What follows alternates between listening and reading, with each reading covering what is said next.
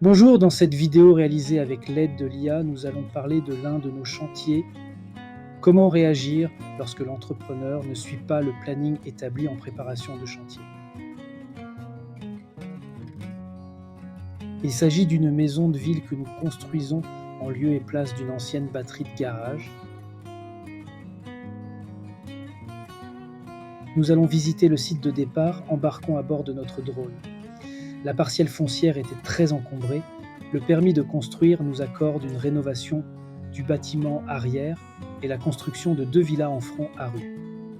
Les constructions sont en parpaing, briques et en étage. Nous poursuivrons par une ossature bois. L'isolation est assurée par une mousse polyuréthane projetée, pompe à chaleur avec plancher chauffant, menuiseries aluminium et toiture en membrane flag imitation zinc. L'étude de sol nous a mené à faire des pieux bien trop coûteux pour l'opération. Nous avons pu travailler avec le bureau d'études de structure et le géotechnicien pour faire des puits et une reconstitution de sol porteur. Ensuite, nous passerons avec des longrines, puis la dalle basse. L'élévation en rez-de-chaussée façade avant est en briques moulées main, assemblage croisé en 22 cm d'épaisseur. Les dalles d'étage sont en véodale, dalles en béton, précontraint.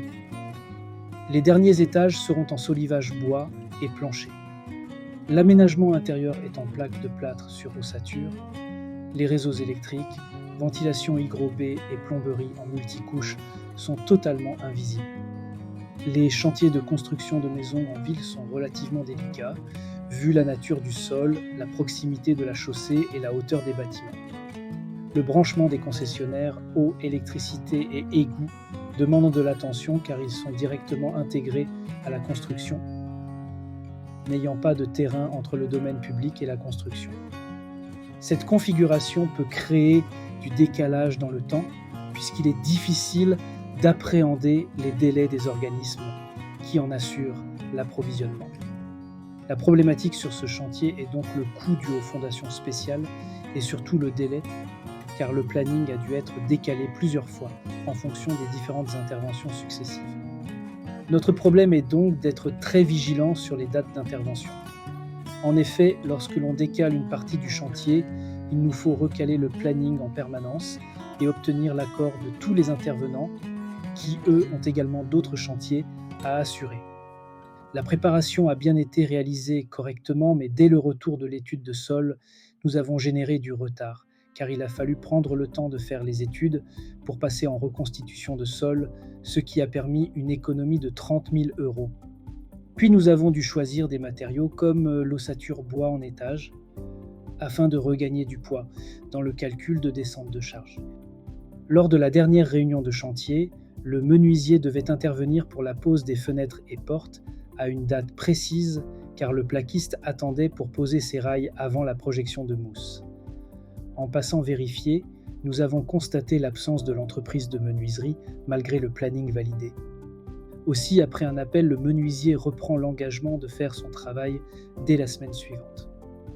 Pour matérialiser le décalage, nous avons envoyé un courrier de mise en demeure de fournir un nouveau planning qui doit être validé par le client et les corps d'état suivants.